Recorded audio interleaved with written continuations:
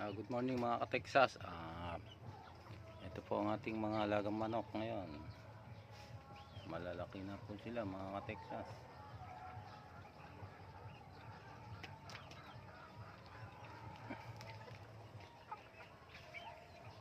Meron po tayong mga nakakulong. Malalaki na rin po.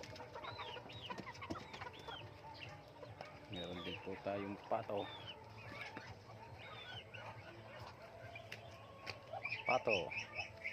Meron na po mga itlog mga ka-Texas. Ito po yung ating naglilimlim. Lapit na po yan, malapit-lapit na pong Pugisayan.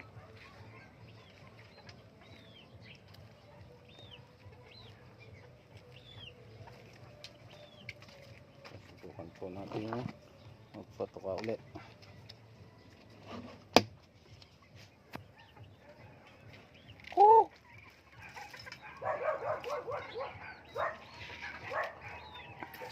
Busog na.